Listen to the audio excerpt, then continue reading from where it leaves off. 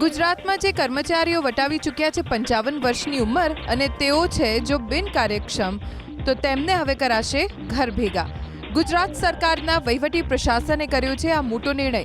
55 વર્ષ પૂર્ણ કરનાર કર્મચારીઓની કામગીરીની સમીક્ષા કરવામાં આવશે.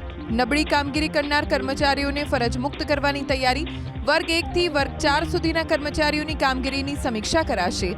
1 ઓક્ટોબરથી 31 ડિસેમ્બર 2026 દરમિયાન 55 વર્ષ પૂર્ણ કરનારની કામગીરીની સમીક્ષા થશે. જે તે વિભાગોને 30 મે સુધી વિગતો મોકલવા આદેશ કરાયો છે. સેવા રેકોર્ડ, એસીઆર અને શિસ્તભંગના કેસના આધારે મૂલ્યાંકન થશે. આરોગ્ય અને માનસિક ક્ષમતાને પણ ધ્યાનમાં લેવામાં આવશે.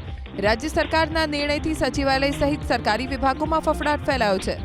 55 વર્ષ પૂર્ણ કરનાર કર્મચારીઓની કામગીરીની સમીક્ષા કરવામાં આવશે. નબળી કામગીરી કરનાર કર્મચારીઓને ફરજ મુક્ત કરવાની તૈયારી.